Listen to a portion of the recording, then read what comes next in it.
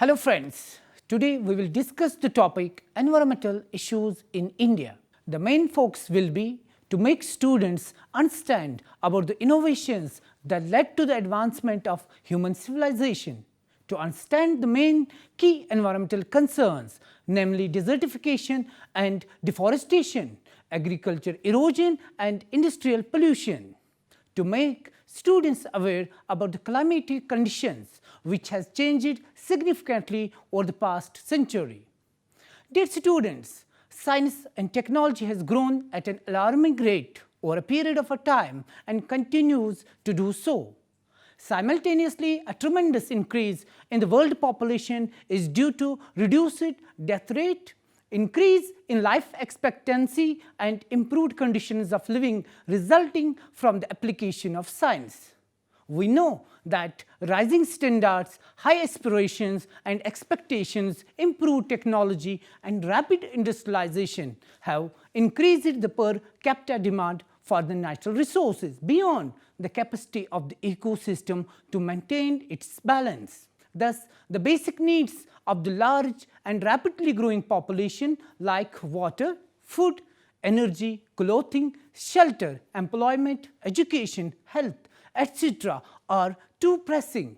So, our path of progress has been based on the meeting our needs from the environment that sustains an inheritance we have continued to draw upon and which we have regarded as the immeasurable resources. Dear students, the basic concept of resources is related to human being. All material and non-material attributes fall under the following categories. Number 1, resource resistance and neutral components, materials of environment useful to men and resources. The resources by and large must satisfy 3 conditions, that is, it must satisfy need of a man without alteration, example water. Second, man must have a knowledge and skill to utilize the resource available to him. And third, resource must be readily available. Dear students, resources are either human or physical. Physical resources are neither natural nor manufactured. Natural resources are those elements of nature that have high value to human being. Any natural feature becomes a resource when man uses it to supply his need or to serve his wants. Resources may be further classified as either non-renewable resources or renewable resources. The non-renewable resources may be regarded as those resources that are diminished by use. The renewable resources may be termed as flow resources for which carefully used they may last indefinitely. Natural resources are lives of any society. The development process can continue only if it is assured of continued availability of these resources, while the threat to non-renewable resources is all too evident. The ever-increasing population is a greater danger to our renewable resources, example food, water and agriculture. The human economic activities of resource development and utilization are not uniform in different parts of the world. Therefore, there are differences in the pattern of resource development and utilization in agriculture, manufacturing, mining, fishing, forestry and also in transport and trade. Dear students, since the nature remains stable, but man and culture are in constant change. The combination and interaction of these resources in a particular region may differ from time to time. This leads to a change in pattern of resource and their development activities. Environmental degradation due to human activities is evident in the world. There are various heads of resource depletion facing our country. The key environmental issues in India are many. However, we will elaborate few important issues like desertification, deforestation, agricultural erosion and industrial pollution. Dear students, the desertification is a spread or encroachment of a desert environment into arid or semi-arid regions caused by the climatic change, human influences. Climate factors include period of a temporary but severe drought and long-term climatic change towards aridity. Human factors include the artificial alteration of the climate such as degradation of the biological environment, in arid regions by removing vegetation, which can lead to unnaturally high erosion, excessive cultivation, and the exhaustion of the surface water or groundwater supplies for irrigation, industry, or domestic uses. Desertification drains an arid or semi-arid lands of its life-supporting capabilities. The process is characterized by a decreasing groundwater table, salinization of topsoil and water, shrinking of surface water, increasing erosion, and disappearance of vegetation. Dear students, desertification is not limited to non-desert regions and can occur in areas within desert where the delicate ecological balance is disturbed. In arid and semi-arid regions where restoration of a fragile ecosystem is very slow, mining adds significantly to other desertification pressures. Studies done by Central Arid Zone Research Institute in Jodhpur show that it takes 3 to 5 years to establish grass cover in arid areas. The arid land in Rajasthan accounts for the most of the Indian production of lead, zinc, and tungsten concentrates. It is also rich in asbestos, phosphate, gypsum, etc. Other major minerals are copper ore and limestone. Between 1970 and 1976, there was 86% increase in area under mining lease for almost 50 different minerals. Development of a soil salinity due to mining has degraded land around quarries in Jodhpur, Udaipur, and Jaipur districts. Mineral beneficiation and processing in the vicinity of the mines completes the decreasing of vegetation. Since time immemorial, land has played an important role in shaping the life of a man. Early civilization was essentially riverine. Even today, we depend on land for much of the food, fibers, and shelter. Soil is non-renewable resource. India's agricultural land is 2% of the total area of the world.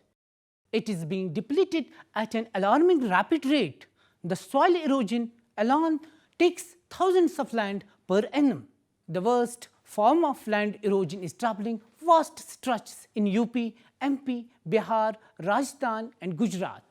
The increased human and cattle interference and overexploitation of marginal and submarginal lands contribute to the formation of ravines and deep gullies. The wind erosion occurs in the arid zones and along the coastal belts. The serious consequences of wind erosion are seen in either Rajasthan, Gujarat, Punjab, Haryana, Andhra Pradesh, and Karnataka. In peninsular India, soil erosion is widely prevalent in the Western Ghats that forms the rail watershed for the south. Clearing new forests for the annual crops, industry, hydroelectric projects, townships, roads, bridges, and other plantations are possible reasons for the landslides and soil erosion. The construction of roads on the mountain slopes generates the huge amount of debris that is the basic cause of environmental degradation. Dear students, now we will be talking about deforestation. The wild species of plants and animals that occupy it are managed to some degree. Trees are cut and planted. Fire is used deliberately to modify vegetation or wildlife is controlled. Livestock and wildlife use is monitored to keep the better forage plants productive. Trees of better quality for timber are planted or forage grasses from other countries are seeded in. The paper industry destroys the forest cover every year. In India also, trees are being cut every year to pack apple and other fruits. Degradation and deforestation involves many complex issues. Population poverty and policies are interlinked to pose a dilemma as far as forest protection is concerned. As long as people have no fuel, timber and fodder will continue to be burnt unless adequate substitutes are found for fuel wood and for the multifarious uses to which timber is put. The process of deforestation not only will continue but also get accelerated. Dear students, in Gujarat and Sundarbans, Kerala and Tamil Nadu, the mangroves are subjected to high tidal fluctuation. However, these areas are witnessing the human impact and mangroves area is converted into semi-agriculture systems. Throughout India, mangroves should be managed on high productive ecosystem. It should be regarded as life-sustaining system, except for the traditional methods of Cochin backwater system, where mangroves are converted into multiple-use system and only pockets were kept for their other useful roles. Interference by man has been very destructive. Forest fire is partly to be blamed for deforestation, besides illegal felling of trees. Once heavily wooded valley of the Kosi river has shown the signs of degradation. In Maharashtra, which once boasted of a thick green cover, has shown the signs of massive deforestation. In case of Mussoorie and Darjeeling, irresponsible felling of trees has resulted in heavy damage on environment. There is a significant fall in the existing forest cover in the state of Assam owing to massive deforestation, large-scale encouragement and intense degradation. Now, dear students, we will be talking about the agriculture activities. Nowadays, food problem is taking formidable decrease along with explosive growth in population. Agriculture has been a fundamental tradition under which a farmer works, keeping in balance the organic and inorganic components of the farm.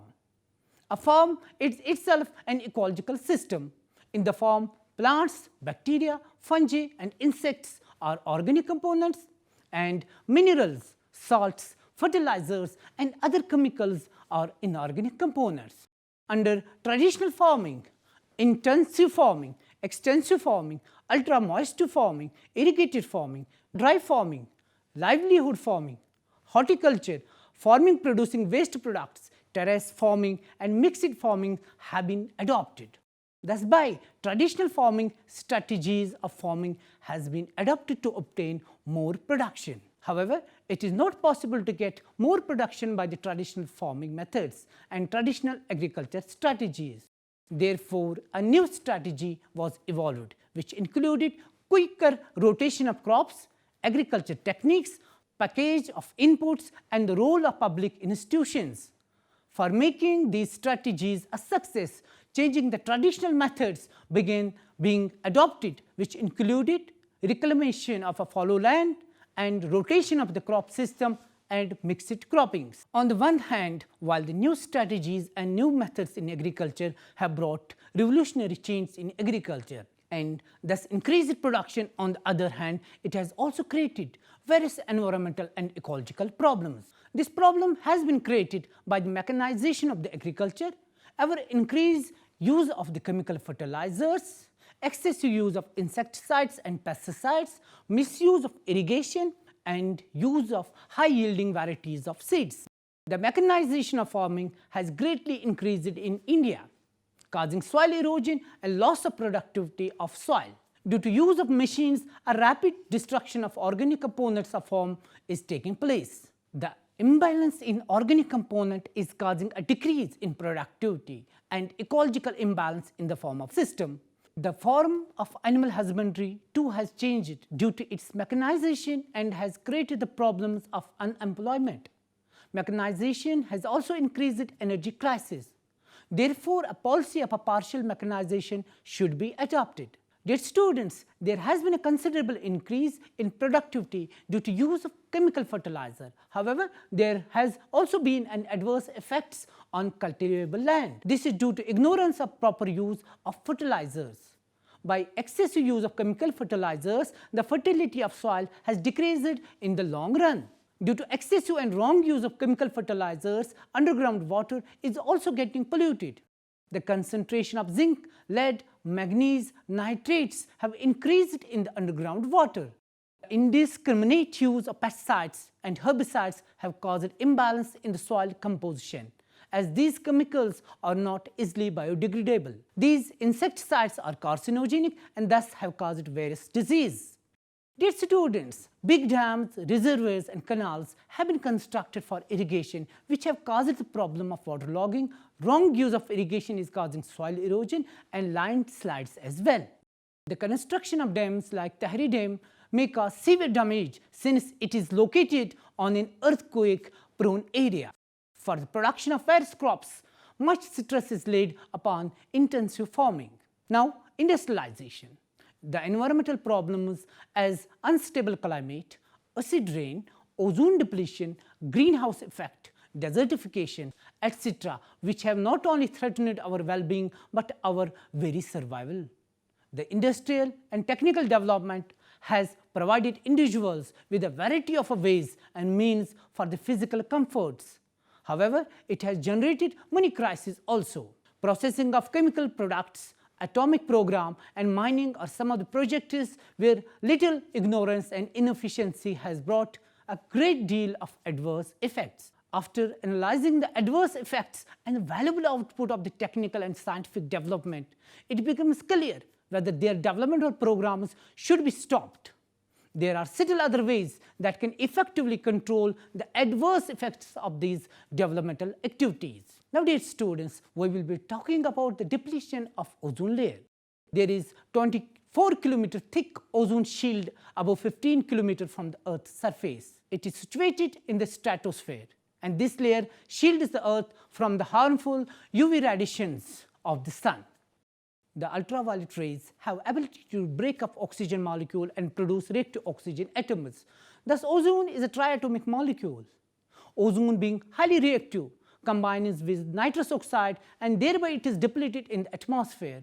However, the balance between the formation and depletion is maintained naturally. An imbalance is created when chlorine atoms released from the Earth react with ozone molecules. These chlorine molecules are released from the man-made chemicals such as chlorofluorocarbons. When these chemicals reach the ozone layer, the chlorine atoms break down the bonds holding the 3 atoms of oxygen in ozone. The chlorine is converted into chlorine monoxide and oxygen is released. This loss of ozone molecule is termed as depletion of the ozone layer. Dear students, Cambridge meteorologist Gordon Dobson discovered the ozone hole in 1965. He considered it to be an anomaly until the phenomena occurred in 1975. In the early 1980s, news came that there is a hole in the Antarctic ozone area. The US agency had provided a satellite map of ozone levels over the Antarctic clearly showing the hole. In 1989, the reports on the ozone hole over Arctic area gave clear warning. The high solar UV levels over the India are due to the proximity of South India to the equator and not due to depletion in ozone layer. The National Physical Laboratory has compared UV levels in India and those in the Antarctica. The people of South India are already experiencing the UV doses that are causing alarm in the Antarctica. Indian ozone levels vary between 250 to 375 Dobson units. During the ozone hole, Antarctica levels were about 130 Dobson units. And intensive research is already to find a suitable substitute for the CPCs. Now, dear students, we will be talking about the greenhouse effect. Due to sun rays, Earth's surface gets heated. Subsequently, it cools and the heat is radiated from the Earth to the atmosphere. But carbon dioxide and other heat-absorbing gases take a part of the radiated heat and return it to the Earth. This process results in the accumulation of extra heat energy at the surface of the Earth. In the last 5 decades, the amount of heat-absorbing gases have remarkably increased, and as a result, the average temperature of the atmosphere has gone up. This phenomena is called as greenhouse effect. It is clear that gases like carbon dioxide, chlorofluorocarbons, nitrous oxide and methane make a cloud over the Earth, which allows the incoming rays of the sun but obstructs the outgoing heat energy from the Earth to the atmosphere. There has been numerous warnings in the recent years that the Earth's climate pattern, which followed almost maintained its steady course for centuries, are undergone visible changes. This is being caused by change in the composition of global atmosphere that consists of a number of the natural and synthetic gases. Any increase in gases which have ability to absorb infrared radiation reflected from the Earth enhanced heat trapping capacity of the Earth. In 1961, the English philosopher John Tyndall proposed that increased concentration of atmospheric carbon dioxide could raise the surface temperature and change the climate. Since then, the concentration of this gas has increased by about 25%. This increase has been caused by various factors. An indiscriminate burning of fossil fuels like coal, oil and natural gases release huge amounts of gas into the atmosphere. There are more than 500 million vehicles on the road that spill into air carbon dioxide and other gases. The burning of a large number of oil wells continuously after the Gulf War has added tremendous amount of carbon dioxide into the atmosphere. As far as industrial revolution is concerned, the main culprits are the developed countries. The industrialized countries are responsible for forcing the pace of a global warming and climatic change. The entire international community, from world leaders down to lay public, is aware of the global warming and its dangers. The possibilities are of a magnitude that could destabilize world food security. There may be massive disruption to agriculture and loss of an ecosystem of the worldwide importance. Now, dear students, we will be talking about the acid rain. Acid precipitation has been known for centuries in areas such as London, where sulfur discharged by the burning of a coal produced toxic smokes. However, the problem did not assume scientific, economic and political prominence until the early 1980s. As it transcends national boundaries, the acid rain problem has become a subject of heated controversy between otherwise friendly neighbors like the USA and Canada, or the Germany and the Scandinavian countries. It has been found that acid precipitation is harmful to trees and other forms of vegetation, causing foliar injury and reduction in growth. The primary reason that acid rain has received attention is its economic impact. The cost to control emission of sulfur compounds from the power plants, refineries and smoke generating industries is enormous. The problem of acid rain is more apparent in the part of the world that is industrialized. The Western countries and other developing countries of the world are severely facing this problem. Among various Indian cities, the possibility of acid rain has increased in Mumbai, Delhi, Kanpur, Bangalore, Ahmedabad and Kolkata. Acid rain has adversely affected the entire ecosystem. Due to acid rain, the mineral balance in the forest, rivers, fields is being disturbed. There is decrease in productivity. The resistant power of the lives at surface in the water has also decreased. The microorganisms have gradually become inactive, and it has affected the natural cycles of elements. It has not only affected the human life, but also of thousands of species in water.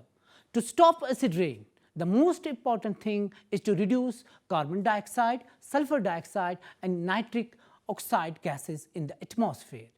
It should be our endeavor to limit the elements helping acid rain. We must also regulate the spread of the gases in the atmosphere. Dear students, let's conclude today's topic with this note that a tremendous increase in the world population have increased the per capita demand for natural resources beyond the capacity of the ecosystem to maintain its balance. Thus, the basic needs of the large and rapidly growing population like water, food, energy, clothing, shelter, employment, education, health, etc. are too pressing. So, our path of progress has been based on meeting our needs from the environment that sustains an inheritance we have continued to draw upon and which we have regarded as immeasurable resources. Thank you.